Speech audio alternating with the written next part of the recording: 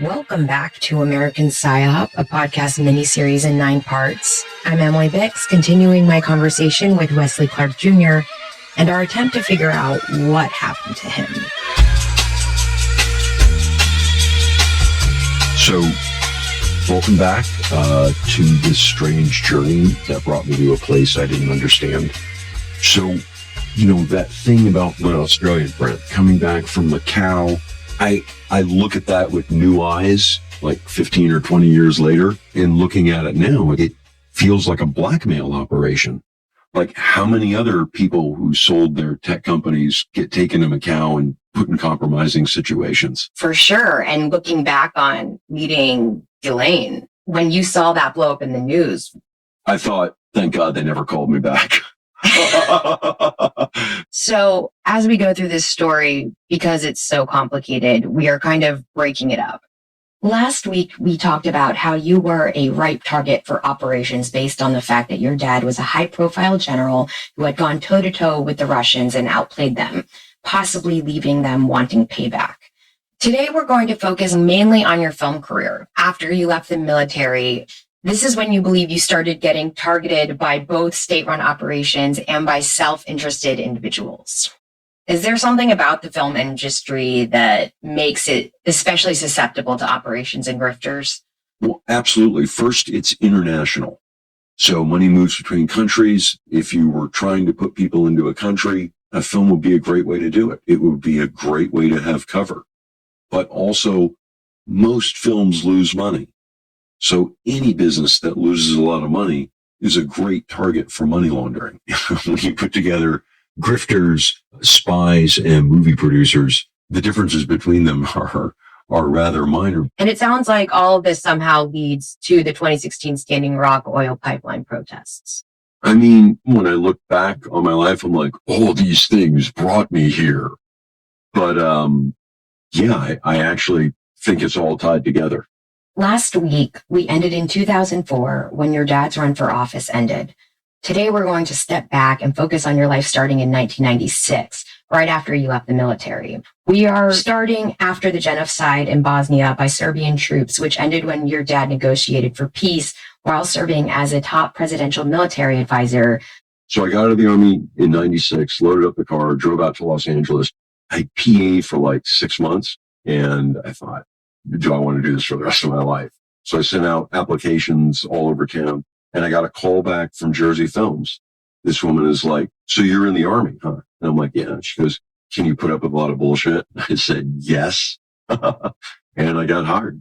And the job I wound up getting at Jersey Films was reading scripts. So I was reading 5 to 6 scripts a day. But I got really into writing stuff, and we wound up optioning a Philip Dick novel called A Scanner Darkly. And I read it and I'm like, oh, dude, I'm going to try and adapt this. And then in 3 weeks, I wrote the entire script, start to finish. And I was dating this girl named Mia at the time, who ran her brother Judd's production company. And she's like, oh my God, you should go quit your job immediately and write full time. And I did. And it was like the biggest mistake of my life. Then in 1998, my dad became the head of NATO. I get this call from a guy named Mo, happens to be the representative of Bosnia at the United Nations. It's 1999, it's like January. And he was an American who grew up in America, who went to Tulane. And then we need somebody who's connected in the States. And he's like, we're trying to get this movie made about the siege of Sarajevo. I heard you're out in Hollywood, and I heard that you were a creative executive, and we're looking for somebody out there because we've got interest from Richard Gere and Julia Ormond and John Malkovich, and there's an Academy Award nominated director. And Bono said we can use anything we want from the YouTube library, and we have $10 million. And I was like, yeah, of course I'll help do that, because the Bosnians need to do something to get people in the West to care about them and not just think, oh, well, they're Muslims, they deserve it. Because that was the prevailing attitude among a bunch of people as a genocide was carried out. Survivors are telling about the Serb reign of terror. How could a group do this, continue to burn, to loot, to kill, murder on such a mass scale? It's just unfathomable. Was there a script? They said they had a script, and I'm like, okay, so this is just kind of what I did at Jersey Films, which is you read it, you figure out what the budget's going to be, you figure out how to get stars involvement, how to line everything up and produce the movie. And I'm like, okay, I'll help with that. So the war in Kosovo happens in March 1999. The war where your dad is leading a bombing campaign as the head of NATO against the Serbians, one of the last conflicts in the Yugoslav wars. Yeah, that's correct. Like within the first 24 to 48 hours, I get a phone call from my dad saying, listen, we've gotten reports. The Serbs know where you live and they may be sending someone to kill you. So move out of your house tonight, take everything you need, go to you know whose house. You guys can't talk about it over the phone. All your phones are tapped. Just do it. And tomorrow there will be a guy coming out from NATO to give you some basic security help. Were you scared? I mean, I had a gun, so I just slept with the gun under my pillow that night and carried it with me everywhere. I figured they're not going to send 20 people after me. And I had a dog, so I figured the dog would wake me up. So the next day, I move into this safe house in Santa Monica, and this dude comes out from NATO, who's part of the diplomatic security group. I get a couple lessons in defensive driving and counterintelligence, how to check your car for bombs, stuff like that, how to see if you're being watched. And then he, got me a concealed carry permit and registered me with the Santa Monica police. And that was it. He took off, said, all right, see you later.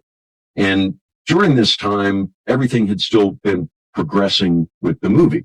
And Mo's been trying to schedule dinner with John Malkovich, who he supposedly knows, this entire time is a big step forward. So during the war, while Malkovich is shooting a vampire movie in Liechtenstein. To create the world's most realistic vampire movie, director F.W. Murnau dug up an actor who didn't just play the part, he lived it. He's like, Malkovich has agreed to have dinner with us. We have dinner with Malkovich, who's a really nice guy, like any actor. He's like, well, it all depends on the amount of money I'm offered, and I have to see the final script. But on the way back, I stopped through New York. Because he's like, we're going to hit up Richard Gere in New York because there's some event at the UN. And this is Mo. This is Mo, the representative of Bosnia at the United Nations. So flying back through the States, we stop off in New York and we go to this event at the top of the UN. And the first thing I realize is that all of the Ramones are there having a meal with some guy who's 70 years old. And then I met all the representatives for all the Balkan nations were at this event. And the Balkans is a region of Europe east of Italy and north of Greece that includes Romania and Bulgaria and the countries that formerly made up Yugoslavia, such as Serbia, Bosnia, Croatia, and Albania. And it was the weirdest thing that had ever happened to me at that time because they were all coming up to me, acting like I had some kind of influence on anything that was happening in their countries at that moment. They all had message to give to NATO. Tell NATO this. And, I'm just relaying all the information, but I can't help anyone with anything. But Wes, this is at a time when your father, as the head of NATO, is leading a war in the Balkans. And if at the time you made a list of the 100 best people in the world to get a message to the top of NATO, wouldn't you be one of those 100 people? Mm-hmm. So that's not nothing. Oh, no. I guess that's something. Is it possible that part of what made you susceptible is that you were a little naive about how much access and influence you had? I guess that, and another weakness is I believe people when they talk to me.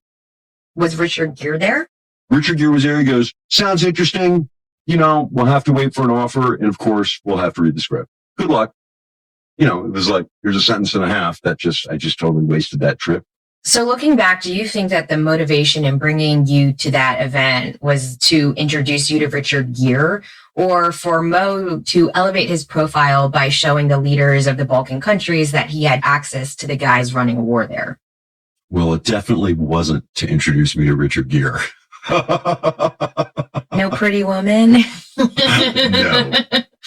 No. I went back to LA for a couple months, wrapped stuff up, because I had to move over to the Balkans, took over editing the script and figuring out how we were going to fix it and start putting everything together. And we went down to Bosnia and I did all these interviews with people who fought in the battles, people who simply lived through the siege. How long were you over there? Months. So the war ended by the time you go over there, right? Yes. Were you nervous about going to a region of the world where your father had just conducted a war?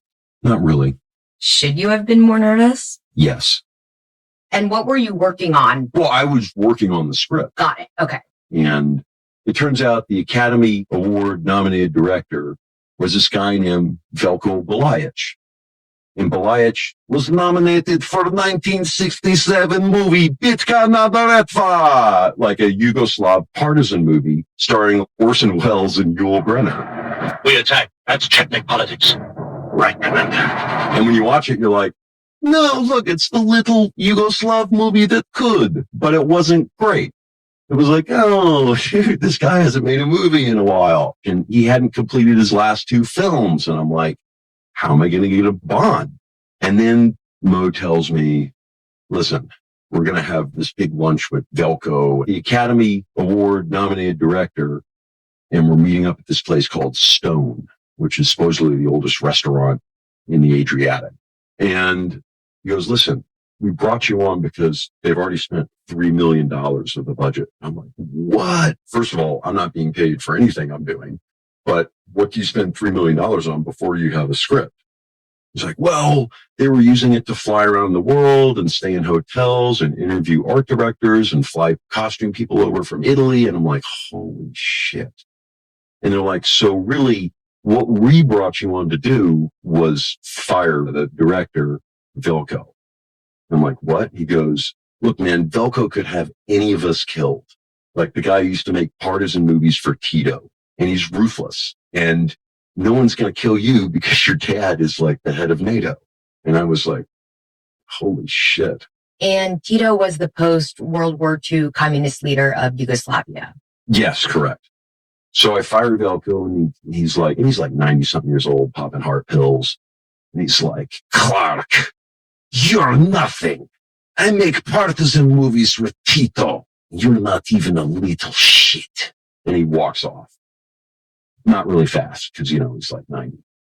And I go back to Broch, and I'm like, God, what the hell am I going to do now?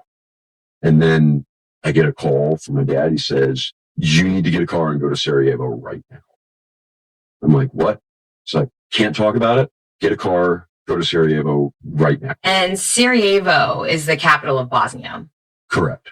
So I borrowed my girlfriend's mom's car. We took the ferry over, drove down the highway. And the highways in Croatia back then, crazy dangerous highways. People passing each other on them, no shoulders, nothing. Imagine like a 2-lane highway on a really steep mountain with no guardrails. And on every one, you look down and like 80, 100, 200 feet down, there's a little burned out Yugo or Trabant at the bottom of it. So we drive through that and then into Bosnia, which is occupied by like 3 different armies, and get in like midnight after leaving at like 5 a.m. And they're like, oh, Ambassador Galbraith's upstairs, go upstairs. Did you know who this man was? I knew he was the ambassador to Bosnia. Okay. I go up to his study and he goes, okay, first of all, I want you to know you're not in trouble. I'm like, okay. And he said, you are the target of an operation being run by the Bosnian government to get revenge for some story written in the New York Times about President Izetbegovich's son selling apartments in Sarajevo. And I'm like, what? He said, listen, France, Russia, England, Germany, Serbia, Croatia, they're all listening to all of your phone calls. Because a lot of people think you're part of the CIA. We both know that's not true. He says, but there's a team coming up to kill you from Montenegro, and you need to evacuate the Balkan Peninsula immediately. And so I thought, okay, that's the end of that movie job. So the entire film was just an intelligence operation? Yeah. There was no, did you call your dad and we're like, what the fuck? No, because they're like, everything's being listened to. So I went back to Broch. I stuck around there for a day or two because you're young and you're stupid and you're like, I'll see him coming. I had a misperception of that operation. I thought their intelligence was wrong. They're construing a state reason for something that's a business dispute because Veljko is Montenegrin. And so, yeah, the hit team's coming up from Montenegro because Velko is going to have me whacked for firing him. So I thought they were misinterpreting what it was about. But it was my first kind of education into it, and I took the wrong lessons out of it, which was the intelligence people don't know what they're talking about. And why do you think you came to that conclusion? Because I was stupid. I mean, no, I was naive. How old were you? No, I was probably 30. Okay. 29, 30. Mm-hmm. You didn't talk about this with your dad? We talked about it a little, but not much. He wasn't like, hey, son, like, he didn't. This is legit.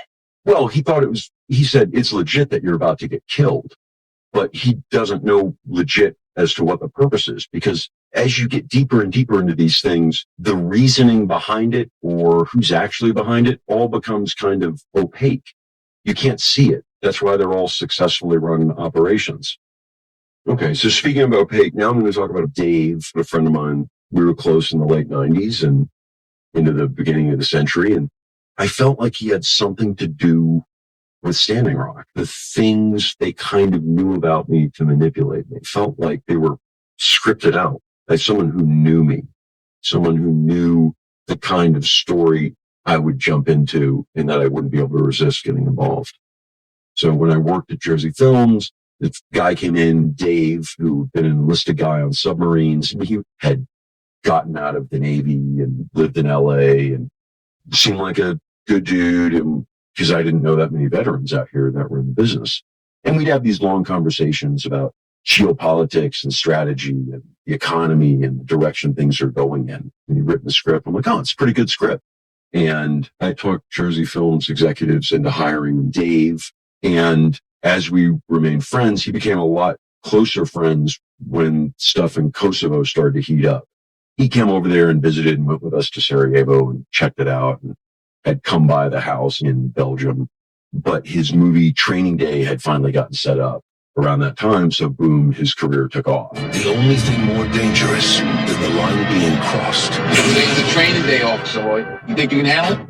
is the cop who has crossed it. I will do anything you want me to do. I see. And afterwards, we just talked like every day for an hour or two. And during this period where you are talking to Dave a lot and he comes and visits you, the Russians, Serbs, and other intelligence services are monitoring you and listening to your calls. That's right. And the most calls I had back and forth were with him, and we were always talking about geopolitical stuff. 9/11 happens. Everyone's like, how could we not see this? And then Dave had begun working with, a writers group that a 3-letter agency put together out in LA. Sorry, when you say a 3-letter agency that put this together. It was like, those letters are C, I, and A. So, and they wanted like action writers and screenwriters because they figured Tom Clancy had imagined somebody crashing an airliner into a building, but nobody at the CIA had imagined that. We talked all the time on the phone, and he was just kind of using the information I had and then going to this thing and being like, I'm a foreign policy expert. But he got me involved with it. He's like, you should come in and be a part of it. You should come in and be a part. So I'm like, okay. I got brought onto this group. It's like, hey, have some pizzas and talk shit for a couple hours. Carl Weathers was there. Wait, who's Carl Weathers? He's Apollo, man. He's Apollo Creed from the Rocky movies. Why was he there? They were like looking for all the kind of storytellers out there who had any kind of military experience or anything like it. So I guess, Carl Weathers was there. He was a really smart guy too. The first one, I was like, what do you think's going to happen when we invade Iraq? Because we hadn't invaded Iraq yet. And I'm like, if we invade Iraq, you're opening up Iraq to Iran, which will come in and fill that strategic space. He goes, and this is the, I think, head of counterterrorism or something. He goes, hey man, we just did what we're told. That was it. Like, great, opinions noted. So what? We got orders. Like anybody who thinks the CIA, that its actual structure is doing anything other than what the president tells it to do is crazy.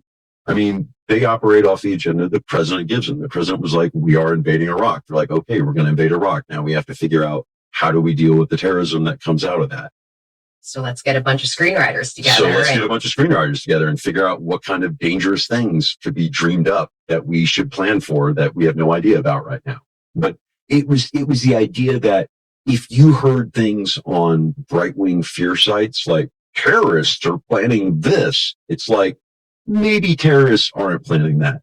Maybe that's just one of many scenarios that they've been given to say, hey, this is something that could happen. Fox News has obtained an FBI bulletin that warns terrorists could use pen guns, just like in James Bond, filled with poison as weapons. And that's the thing, is you can't discount these institutions' desire to cover their ass. So because what if somebody did do some crazy thing, like, and they say, oh, we didn't even think about that. So I went to like 3 or 4 of those things, and then I was like, nah, you know what? You're a problem. Don't come back. But Dave stuck it out, and a couple of my other friends stuck it out that were working there. Then around the time my dad was running, late 2003, 2004, Dave believed people were following him and that somebody or some group of people were trying to send him messages. You know, he said it a few times over the course of a couple months. So I remember he had an office on the street and it had like a gate in front of it.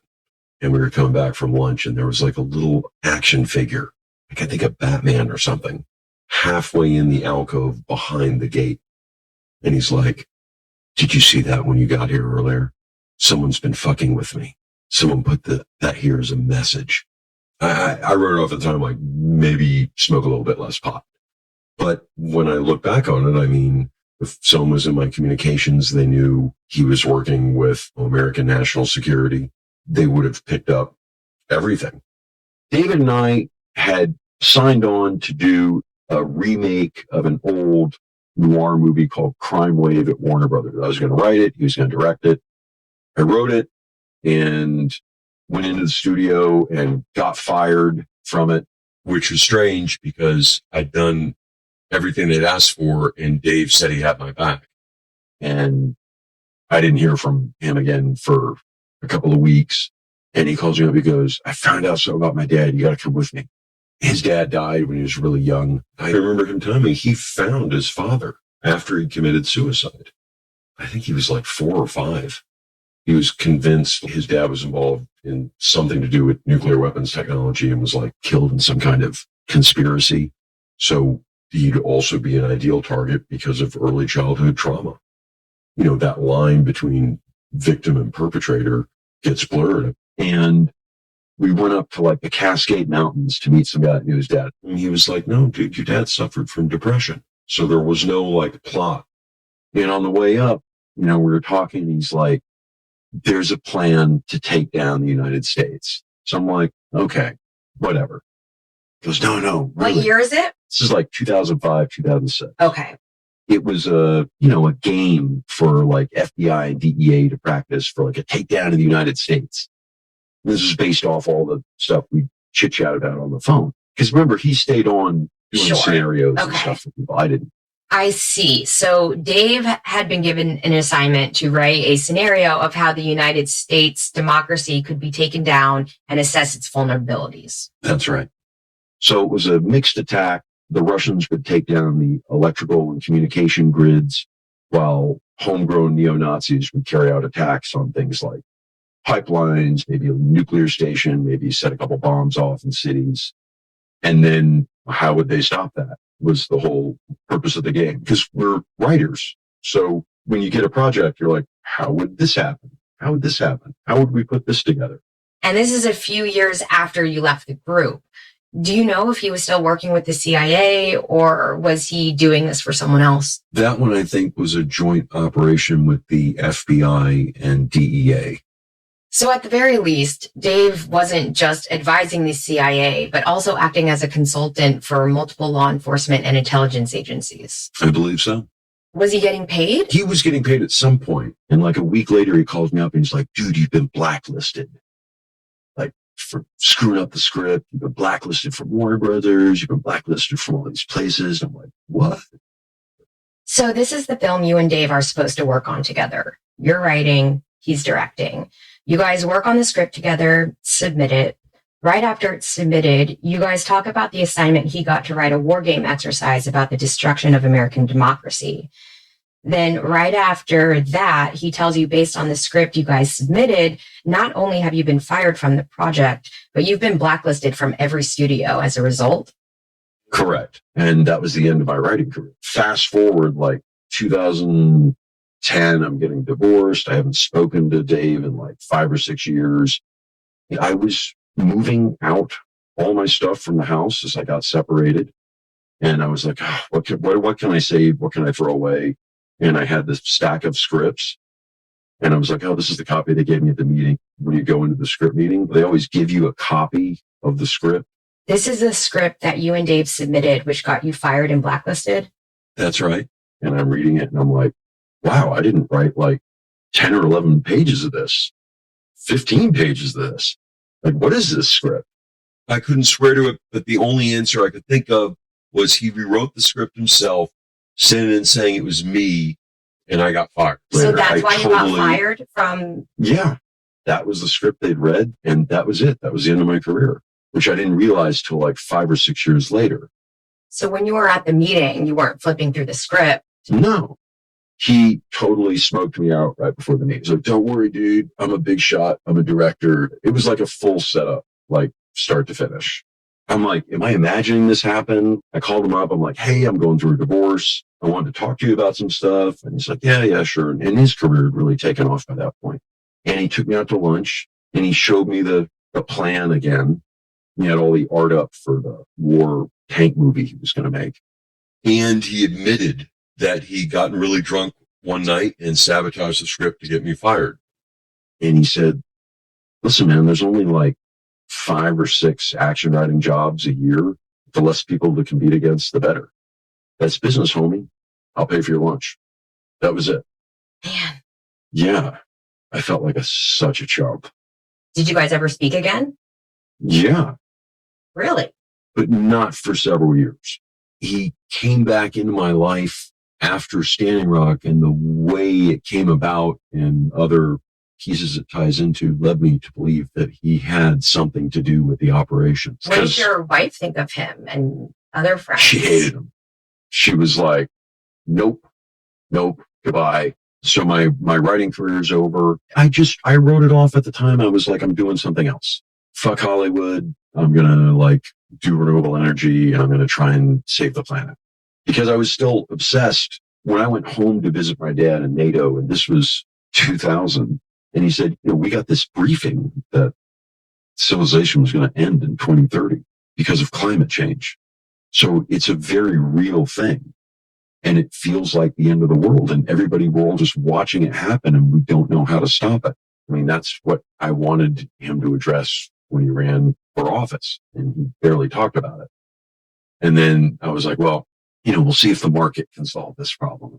I start project managing, putting up wind turbines. I put them up in the Midwest. I put them up in Colorado, and my life started to collapse from PTSD. I had never really been to therapy for it. I've been more or less the same weight since I was in high school. I'm like 6 feet tall, and I'd always weighed between like 165 and 175. And I was down to like 130, covered in rashes, couldn't sleep, couldn't eat. I was miserable. I did not want to be in the marriage I was in. It was... So looking back, what do you think triggered that? Don't know. Just being miserable. And then the Serbs enter my life again in like February 2011. And to me, that's when the really weird stuff really starts to happen in life. Stuff that at the time I thought, this is just amazing coincidence, or I'm just a genius. But no, I was getting played. These were the same guys that asked you about the film in Yugoslavia? Different guys, but because the Balkans is small, they knew the whole story. They knew everyone involved. They knew Veljko Balajic. They knew Mo. They knew everybody. And do you think this is connected to Standing Rock?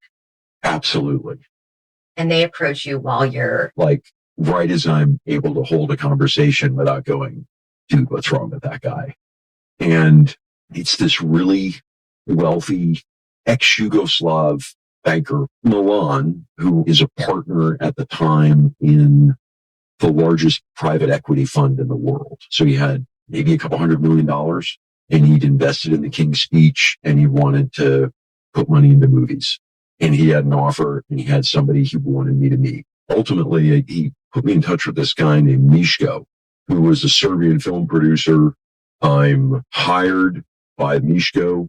So did they fly you out there? No. Mishko lived in LA. Oh, He came over to the States and he's like, dude, in Serbia, like, you can't make a lot of money. But in America, he's one of these constant entrepreneur, always trying to push something. So he'd written this 260-page script. And all I could think is, dude, nobody's going to sit through a 5-hour movie. And so, he hired me to rewrite the thing, and I rewrote it. and what was this script about? It was about Constantine the Great. And Constantine was the first Christian Roman emperor and played a big part in the formation of early Christianity. A huge part. So a few hundred years after Christ, and it's a, kind of a cult religion that's around the empire. Once he gets into power, Constantine then legalizes Christianity, and he winds up being the emperor when the Bible is made. Like essentially saying, listen, everybody's got their own crazy ideas. We need to have one idea. These are the books that are in it. So he has a huge imprint on it. And the Catholic Church simply took on the Roman structure. So when we think of counties, the Romans were organized as dioceses. So that's how the Catholic Church is organized. It kind of became a way of formalizing power within the Roman Empire. So I worked with this guy, and his point of view was, dude, religion. It's like, first you get them to believe and then you get the money. So we're telling the story of Constantine the Great like a mob boss and structuring it like The Godfather. But interestingly, he talks about Russian foreign policy a lot with me. And the way everything works, it's a mix of guys who are from small areas where they know everybody. So if you're from Belgrade and you've got money and you're an influential businessman, you know the chief of police, you know chief of the secret police, you know the foreign minister, because it's a small country. And I just thought this guy Mishko is such a character and so entertaining. But when I look back on it now, I feel like that was the beginning. It was like sussing me out, seeing what I would do, seeing how I reacted to things, seeing how I got along with people. But the thing is, I liked all these people. Like, they were fun to hang out with. They always thought really big. Were you a little weary after what had happened with the first film? No, I wasn't, because everything you do is a roll of the dice, and there's always the promise as it happens from Mishka that, dude, Milan's really rich, man. He's going to pay for all this. But within a month or two, Milan's like, dude, fuck that Mishko guy. I'm not paying for shit. But I got through the project, and then in 2013, I wrote this script called Indivisible. It was a TV spec, and it was about a civil war in the United States caused by a populist president. And it opens with the president in jail. And then it tells the story of how he became president and all his policies that caused the nation to fall apart. And in the States, it got me meetings with huge directors and producers, and everybody wanted to talk about it. Like, could this really happen in America? And that got optioned by Mark Gordon Productions at ABC. So the reason everything got sidetracked is because, I don't know, like that July or August when you're supposed to be going into, hey, this is what we're going to shoot and this is what we're going to concentrate on. Mark Gordon's Ray Donovan producer got arrested by the FBI for being part of some Russian organized crime poker games in Trump Tower. And I sent a copy of it to Mishko and to Milan and say, hey, see if anyone in Europe wants to pay for this. Mishko, the Serbian producer, comes back into the picture. Literally the weekend in 2013 after Trump's Miss Universe pageant in Moscow. Trump was in this video by this Russian rapper named Imin, whose father's like an oligarch. Mishko shows me the video and he goes, dude, this guy's going to be your next president. And I was like, you're fucking high, man. Like, you don't understand the United States. There's no way that'll happen. He's, dude, trust me, this guy, man. And then you, once we make you rich. It could have just been a coincidence. Like in smaller countries, people talk a lot. And Serbia is super tied to Russia, foreign policy wise, and super tied to people in the Trump administration before they came to power. Rudy Giuliani was working with Serbian nationalists as a political consultant at the time. But they're like, dude, we'll make you big, and then they can influence you. And for me, I'm always like, not interested. I mean, if I was interested in having power over people, I probably would have stayed in the army. And a year later, Milan, the Yugoslav finance guy, called me. He felt like the Constantine thing didn't happen. He didn't like working with Mishko, Serbian producer. So he's like, I want to do a movie about Mike Milken. Mike Milken created the junk bond market in the 1980s and goes to jail for breaking banking rules, but I've got to get the job. So I've got to go down and pitch him the whole movie after I've done a few months of research. So he flies me down to St. Bart's on New Year's Day. Milan did this? Yeah. Why St. Bart? He likes boats, man.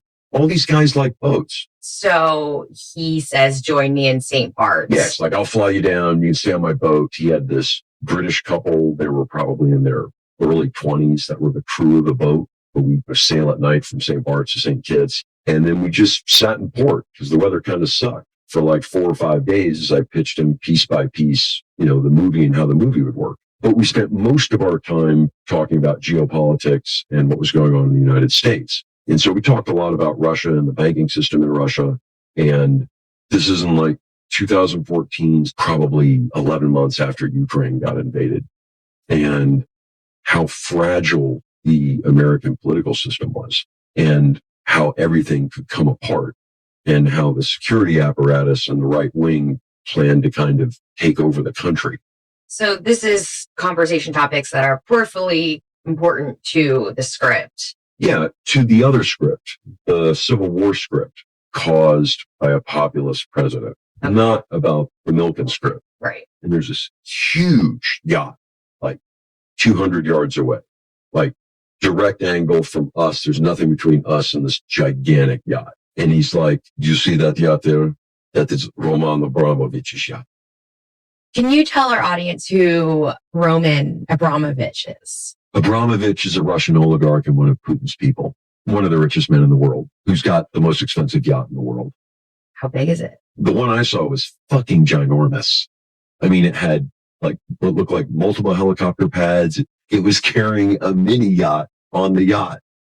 And I spent all this time talking about all the ways the United States could be taken down by the right wing in direct line of sight to Roman Abramovich's boat. Were you like, oh, that's a crazy coincidence? I was like, that's a crazy coincidence. Super wealthy Slavic people like big boats. And then we went out to dinner one night at the little marina restaurant. And it was me and the British couple and him. What country are we in? St. Kitts. We're in St. Kitts. And these two super obnoxious guys come in with these women. They look like mobsters. And these are Americans that come in. Yeah. And so Milan gets up and he's like, I'm going to go buy myself a cigar. And he asks these super noisy people to please quiet down. And then they get super belligerent. And he walks off to get a cigar. And they get more and more belligerent as they're sitting there. Me and the British guy are looking at each other. And I'm like, are you ready to fight? Because these guys look like, it looks like we're going to get in a fight with these guys. So they're at the table and they're like, we're going to hit that guy in the head with a fucking bottle when he comes back. And I sit up. I'm like, no, you're not.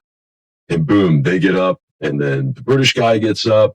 Shit starts to get talked, and immediately the manager of the restaurant snaps her fingers and 8 chefs come out with knives. They go to these 2 like Jersey guys. They're like, get the fuck out.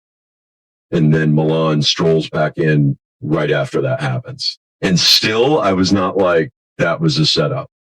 But that's how a setup works. You see if your potential person you're recruiting is going to react without being told to react, and how they'll react in different situations. When I look back on it now, it was some kind of setup. It's 2015. Mishko comes back in at that stage. But the last time you worked with Mishko was on which project? The Constantine project. Okay. And I hadn't seen him in like 3 years. Like his daughter had died. And they moved back to Serbia. Okay, so when he comes back into your life, it's I'm like, yeah, dude, come on over. Let's, whatever. And he's like, dude, I'm just in town for a couple of days. I got this Serbian pop star. She's going to be recording with Snoop Dogg, man. Could be the one, or could be 2. If this was my last chance, I'd give it to you. Party and bush, this what we do. I am the one, so you will be my 2. Can I bring her by your house on the way back from the airport? And I'm like, yeah, sure, dude, no problem. So these like 3 black SUVs pull up to my house. Some Serbian pop star gets out, and all these bald goony guys in like mixed Adidas and black suits. I'm like, yeah, come on in. Let's sit on the back porch, have a cigarette. I'll make everyone a drink. And these guys that are the bodyguards are like secret police from Serbia. I can't remember if the guy was the head of the secret police just in Belgrade or like for the whole country. But Mishka's like, dude, this is whatever. And all I'm thinking is, holy fuck, what is happening here? And this is the same Serbian secret police that would have been monitoring your phone calls starting over a decade earlier and as recently as, who knows? Yeah, that's correct. And what did you talk about? Oh, just, Snoop Dogg and business and politics. Because they're like, oh, big changes are coming to the United States. And yeah, they did. Okay, well, next time we're going to talk a little bit about Wes's time as a political pundit before getting into the activism that brought him into what he believes was a large-scale psychological operation run against him. Yeah, no, it's, I just wanted to give you all the background so it makes sense. And so that when I go back and I talk about a certain period of my life or one of these people that intersects with it, it's not like, what? Because it's complicated. It's like you've had a messy life. Thank you for listening. We'll be back next week with more American Psyop. American Psyop is a Bunker Crew media production in collaboration with Midas Touch. It was edited and directed by Jack Bryan. Our producers are Stacy Scher, Marley Clements, and Jack Bryan. Executive producers are Ben Meisalas and Grant DeSimone. Sound design by Joy Ellett. I'm your co-host, Emily Bix. Please join us again next time.